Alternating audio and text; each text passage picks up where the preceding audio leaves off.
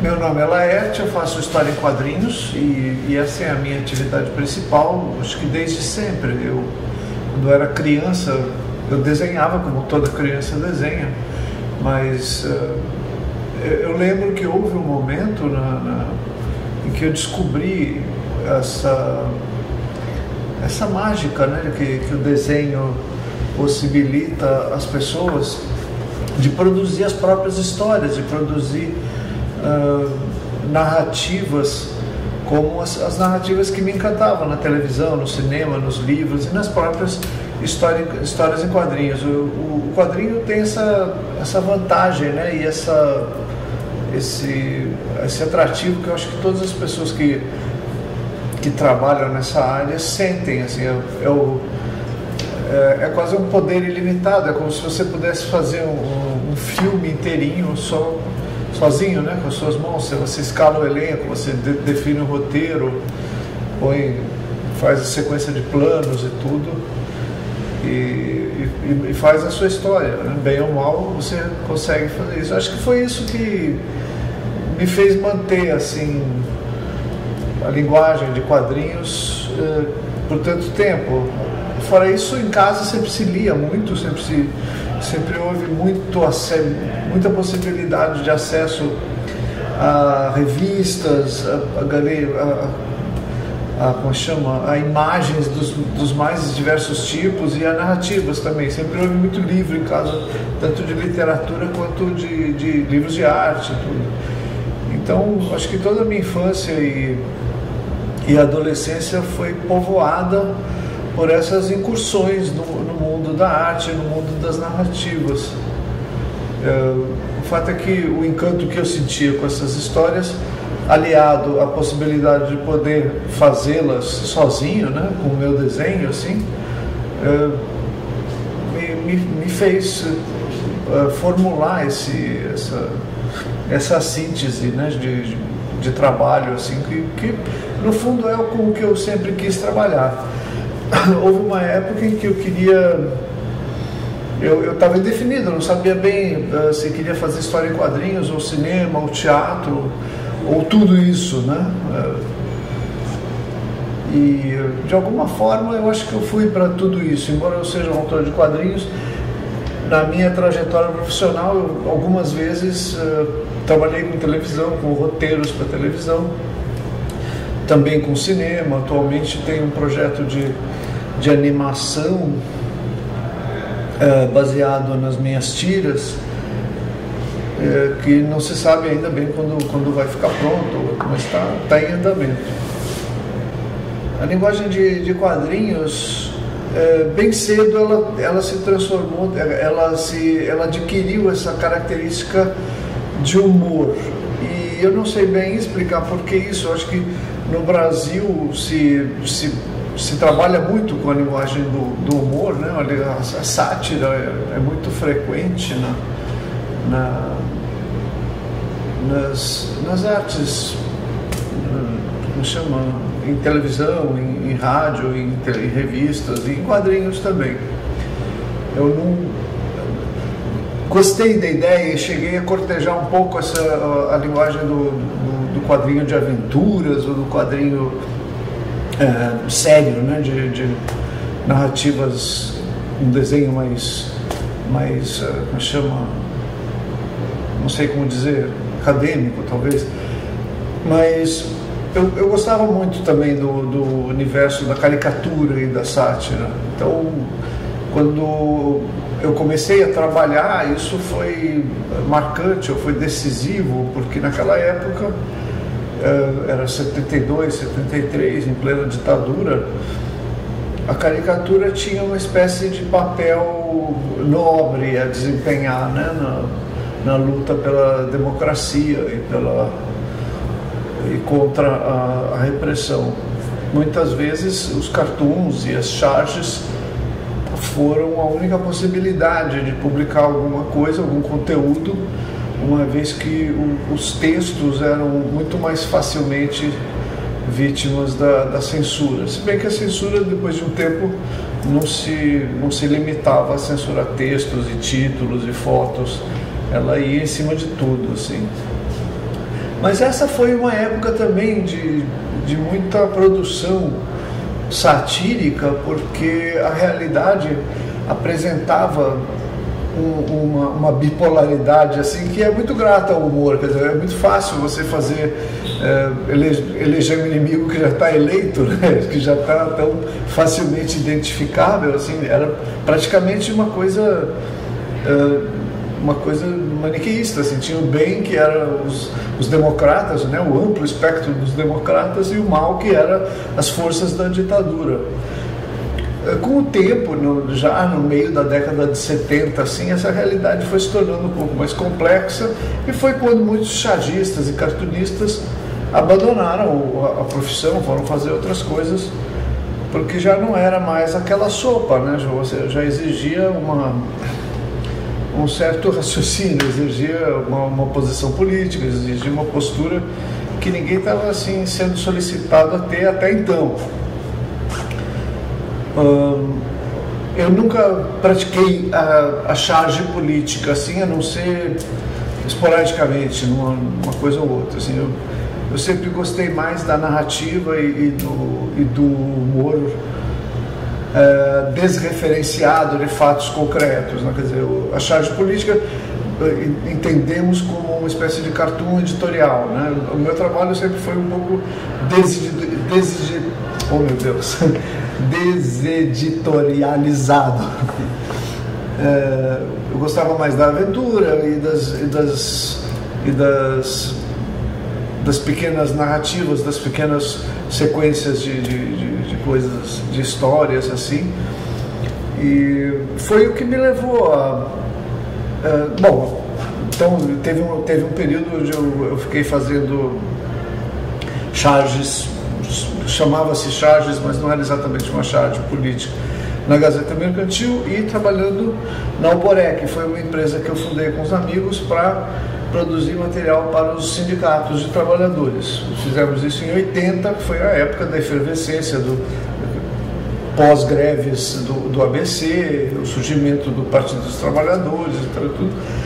E, bom, eu e meus amigos fundamos essa empresa que se chamava Alboré para fazer material de campanha e de ilustração e de produção de jornais para sindicatos de trabalhadores. Esse período se encerrou mais ou menos no meio da década de 80, quer dizer, durou uns 10 anos, que foi quando eu comecei a fazer histórias em quadrinhos, principalmente na Chiclete com Banana e na Geraldão, dentro da editora Circo. Mais tarde fundou-se dentro da editora Circo também a revista Circo e a Piratas do Tietê. E aí eu já estava fazendo claramente história em quadrinhos, já não era mais aquele trabalho de ilustração de imprensa sindical e de imprensa patronal. Eu estava fazendo o que eu sempre quis fazer mesmo, que era história em quadrinhos. Foi quando apareceram os Piratas do Tietê, foi quando a minha tira Condomínio também começou a ser distribuída, e essa tira eu mantenho até hoje, não com as mesmas características, mas eu mantenho ela, principalmente na Folha de São Paulo e mais 4 ou 5 jornais que republicam a tira. Os Três Amigos é uma invenção minha, do Geli e do Glauco, ou do Glauco, do Geli em mim, ou do Geli e do Glauco em mim. Foi um momento em que a gente quis comemorar a nossa parceria em desenho de humor.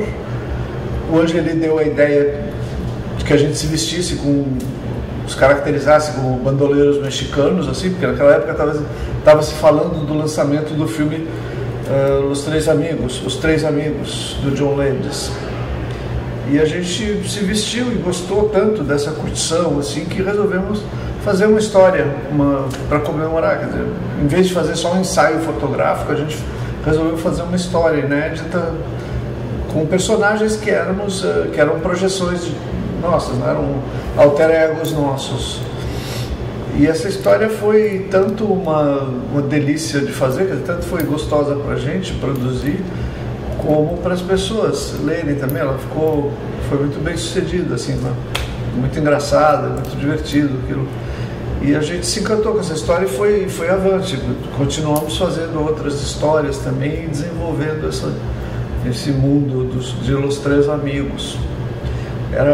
Foi muito legal esse período para mim, porque trabalhar com o Angeli e o Glauco era também ampliar as possibilidades do meu próprio trabalho. E para eles também acontecia o mesmo, e vice-versa, ou vice-versa, vice-versa. Enfim, para cada um dos três trabalhar naquele conjunto ali era enriquecedor, era bastante agitado, né? Propunha coisas que normalmente a gente não se propunha no próprio trabalho. Essa série de Los Três Amigos durou aí uns tantos anos, e até que a gente resolveu encerrar já com o Adão Iturruzgaray estava incorporado ao grupo já, e resolvemos encerrar porque já tinha dado o que tinha para dar, né? Bom, sobre isso de história em quadrinhos servir para uma espécie de ponte entre o leitor e uma outra literatura, seja literatura mesmo ou literatura teórica de psicologia, ou sociologia, ou antropologia. É interessante, claro, eu acho que eu sou a favor de qualquer tipo de experimento, assim, mas é preciso você evitar o risco de chatear o leitor e não produzir nenhuma coisa nem outra, quer dizer, você nem chegar a fazer uma inserção, um convite, um estímulo à leitura mesmo de literatura ou de sociologia ou de outras coisas, e nem fazer história em quadrinhos, quer dizer, fazer um produto que não vai a lugar nenhum. Agora, a maneira certa de você evitar esse problema é você compreender o quadrinho como uma linguagem autônoma mesmo, uma linguagem complexa, completa e que exige que ela seja desenvolvida em todas as suas dimensões, quer dizer, que sejam respeitadas todas as suas dimensões. Aí sim, você pode trabalhar a partir de qualquer coisa, de um texto de Machado de Assis, ou do Capital de Karl Marx, ou Freud, ou qualquer texto você pode trabalhar em quadrinhos, se você se desligar da ideia de instrumentalizar o quadrinho e transformá-lo só numa ferramenta, assim, só para trazer determinados conteúdos, enfim, eu acho que abastardar a linguagem dos quadrinhos é o caminho certo para você perder o leitor, para você deixar ele aborrecido e sem vontade de ler aquilo que você está convidando ele para ler. Eu sou um mau expositor de coisas, porque eu não tenho muita noção do que está acontecendo. Eu tenho alguma noção do que está acontecendo. E em linhas gerais é assim, o movimento dos anos 80 e 90, do qual nós participamos, e onde eu meio que comecei essa coisa do quadrinho, ele esgotou-se naquela época em suas características principais, que era presença em banca, principalmente através de publicações mais ou menos periódicas, mais ou menos regulares, mensal, bimensal ou trimestral, mas a preços baixos e que eram frequentadas por um público leitor bastante amplo, uma garotada sem grana, sem outras grandes opções de consumo, e havia uma interação entre esse público e nós, autores, que não se repetiu depois, porque naquele momento, quer dizer, quando esse ciclo se esgotou devido a problemas econômicos principalmente, instaurou-se uma situação onde os quadrinistas buscaram as livrarias, quer dizer, passou-se a produzir não mais gibis para a banca, e sim livros, graphic novels e coletâneas e coisas assim para livraria. Então, de um ponto de vista geral, houve uma elitização de público. Então perdeu-se uma moçada que frequentava e curtia os quadrinhos e que não teve mais acesso a essa linguagem toda de quadrinhos. Mas, por outro lado, abriram-se portas muito interessantes também para desenvolvimento de linguagem, apareceram a quantidade de autores que apareceu assombrosa, muito grande. E assombrosa, que eu digo, é só uma palavra, porque não há muito assombro no fato de aparecer essa gente toda, já que o Brasil é um país com uma juventude produtiva e interessada em divulgar trabalhos, um país relativamente sofisticado, né, do ponto de vista cultural. Então não há muito assombro no número de jovens que têm aparecido se dedicando a quadrinho. E também é preciso notar e sublinhar a coisa da internet, que possibilitou o aparecimento de jovens com experiência zero, assim, quer dizer, hoje em dia uma pessoa, um jovem que queira abrir um blog e publicar o seu trabalho, vai ter em pouco tempo tantos leitores quanto eu tinha no meu período áureo, assim. Quer dizer, conquistar 10 mil, 20 mil leitores, acessos, assim, não é uma coisa do outro mundo, né? E isso é muito simples e é algo acessível e extremamente barato para qualquer pessoa, desde que tenha um computador. Mas isso é uma coisa que tende a se abaixar, o preço tende a ficar mais baixo e tende a ser mais acessível com o correr do tempo, né? E é mais ou menos isso que eu vejo como o quadro atual, assim, quer dizer, muitos jovens apareceram em virtude de todos esses impulsos, né, esses movimentos desde os anos desde os anos 40, 30, 40.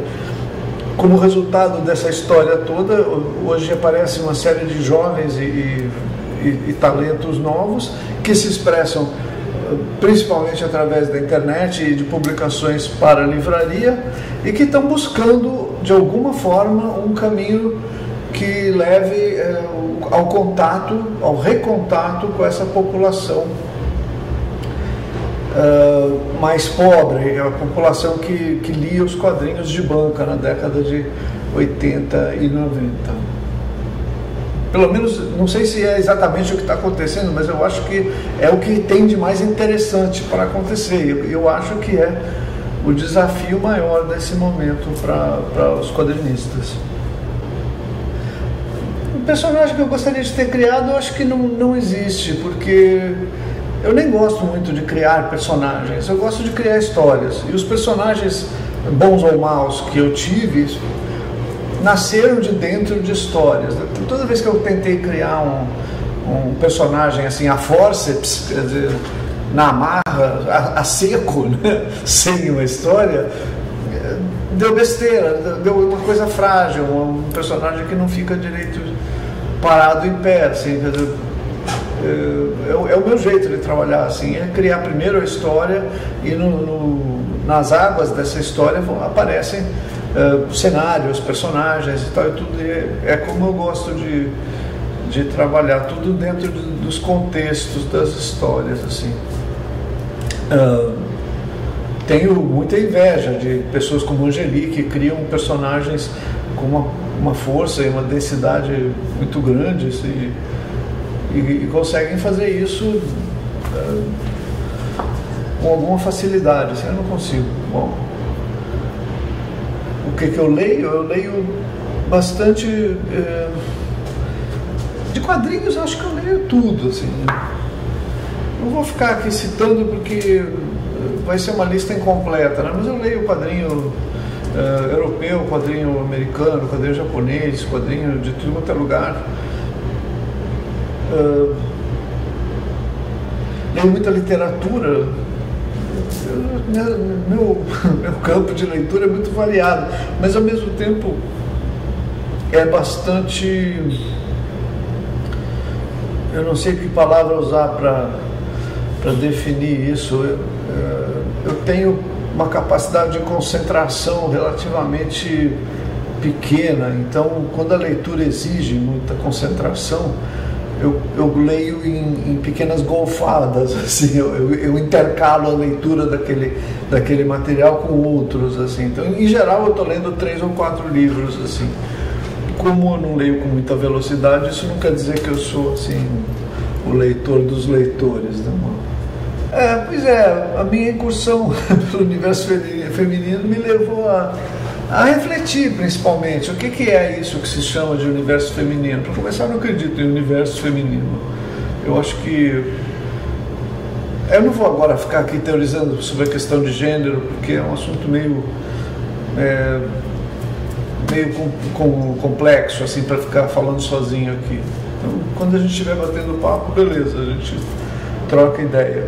O fato é que eu acho que o gênero masculino e feminino é uma parte da cultura humana, é uma construção cultural e não biológica, não natural.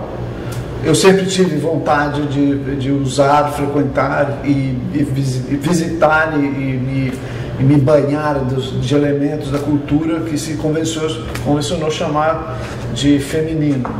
Porque também é motivo para longas serenatas aqui. Mais tarde a gente conversa.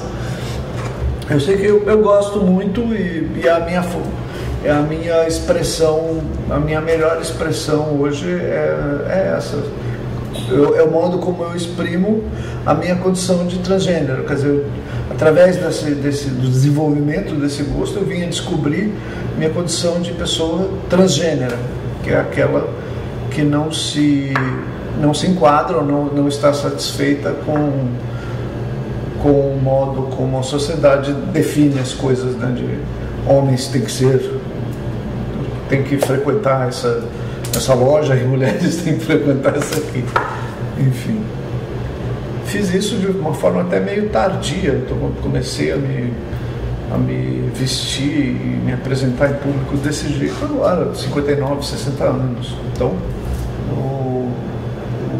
eu faço também televisão e cinema e teatro. Agora eu tenho trabalho nessas 3 áreas. Em teatro, em parceria com o Paulo Lopes e com a companhia La Mínima, que é o Fernando e o Domingos. Em cinema, eu fiz uma experiência com o filme Super Colosso, do Ferrer, que era um dos personagens da TV Colosso, mas estou fazendo uma animação também o Otto Guerra está fazendo uma animação com os meus personagens, da qual eu participo também como argumentista, como roteirista, mais como argumentista. E é isso, estou trabalhando em alguns projetos meio nebulosos ainda. Eu tenho a ideia de construir uma determinada história que de algum modo é herdeira do Laerte Visão também e que vai girar em torno de memórias. Basicamente é isso, vai usar material das minhas memórias, mas para reflexão sobre os dias de hoje também, ou sobre o que se passa, ou como eu vejo. Não tenho muita certeza, não. E é isso.